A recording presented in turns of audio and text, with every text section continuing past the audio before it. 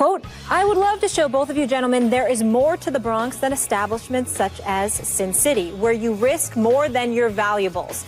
If you'd like to see what the Bronx is really like and visit numerous establishments that our residents are actually proud of, I hope you will take me up on this offer.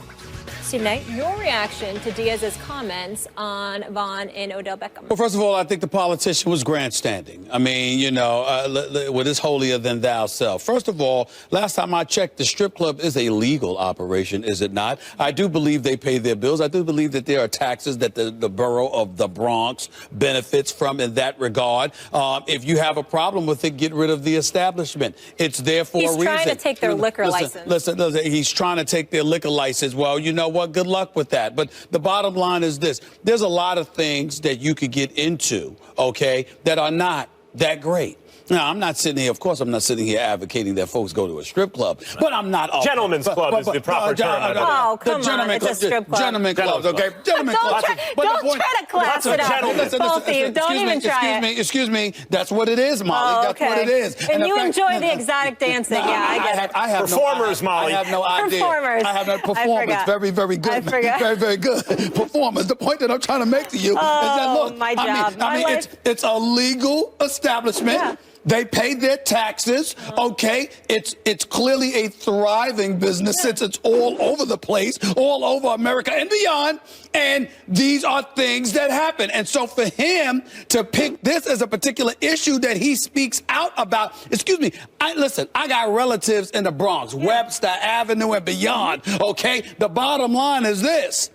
There are a lot of issues in the Bronx. As great of a borough as it is, there are a lot of issues there. There are a lot of issues that Mr. Ruben Diaz could have spoken on. Other than this, I thought it was grandstanding. I thought it was inappropriate. I thought it was unnecessary. All right. But obviously he achieved some degree of success for it because we're talking about it. It made news, and that was probably his objective. Now, I know I'm supposed to now say something, yeah. But almost verbatim, of course, I would do it in a much more concise way, and I would do it more quickly and, you know, I don't need 7 minutes to say that. However...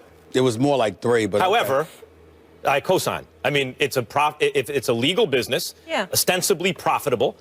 The Bronx Borough president may not like it, but he's using it as to politically grandstand, and it is unbecoming. If he wants Odell Beckham to show up, he should privately call them I would like to say this. The botanical gardens are beautiful in the Bronx. Have you ever been to the botanical gardens? I want to say one more thing. I've also been to the zoo there, too, the Bronx Zoo. There's a lot to do. Both my parents are from the Bronx. I was born in the Bronx, and I spent more time in Yankee Stadium growing up than my living room. I was born in the Bronx, raised in Queens.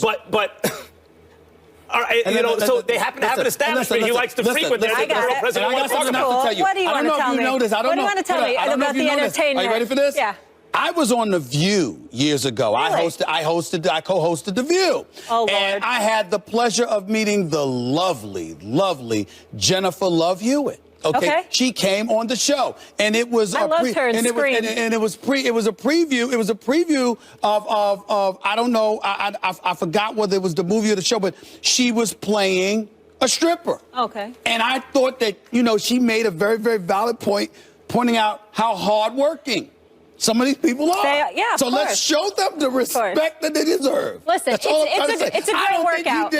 I don't think he did that. And listen, Jennifer Love Hewitt would confirm for you. Exactly. You know, I mean, we should be sensitive. I don't know if you could hold yourself up on that pole. I mean, that takes work. That takes upper body strength. When you are transparently politically grandstanding like that, it rubs people the wrong way. That's right. And that's what he was doing. And I thought that he victimized those people by saying... By the way, how did let me ask you something. How do you lose your ring? How do you lose your ring? I don't understand that. Because they said he was dancing a lot. I don't know. And then they mentioned that he studied human movement at LSU, so he was just practicing the human movement, dancing a little.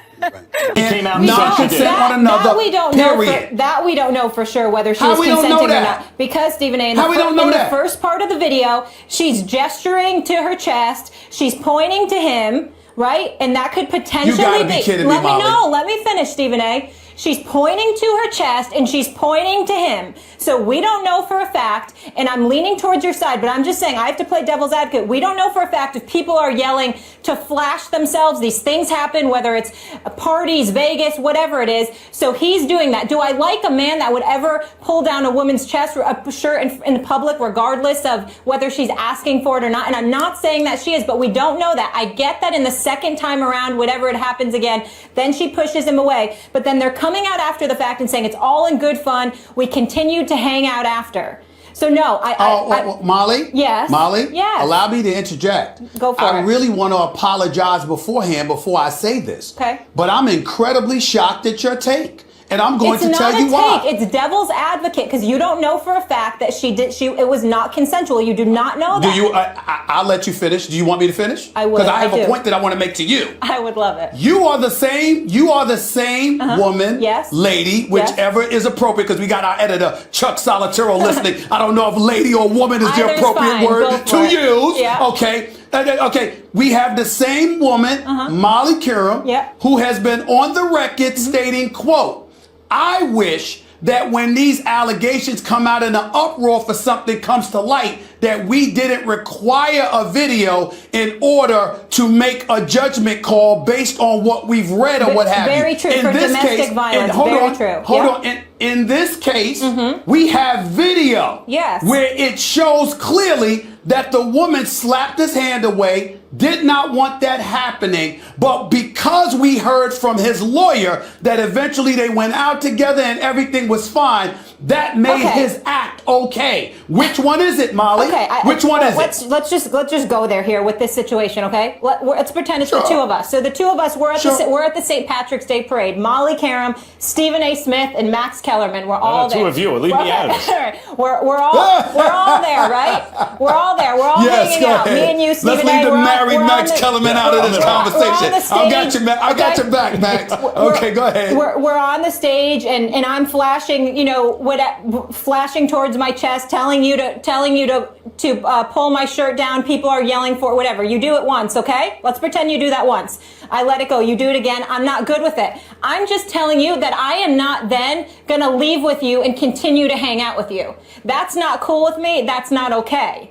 So as far as maybe the lawyer's lying and maybe the female, maybe that situation isn't true, but why are you continuing to hang out with him? Then was it okay with you? That's what I'm asking. Well, your eyes. If somebody assaults you, I'm not going to keep hanging out with them. I'm trying to answer the question. Your eyes and mine saw two different things. Okay. I did not see a young woman inviting him to pull down her shirt. Okay. I saw that when he did it, she immediately slapped his hand away. That's what I saw. One thing about I'm from the world. And hold on. I'm from the world where no means no. You even imply a no, you shut it down. Wait, you don't sit up there and go like that. What she really means for me to do something. You don't do something like that. That's where I'm from. And I'm not saying that she invited it or she didn't invite it. I'm just saying we only saw a little snippet. We weren't there for the whole situation. So when we say Gronk, it's consensual, she was all about it. We don't know. She might have walked away and been like, I don't want to be there for it. And in that video you just saw with Gronk, that's what you take from that? No, so the eyes don't matter? We saw it on video. It doesn't matter? Stephen A., I'm just saying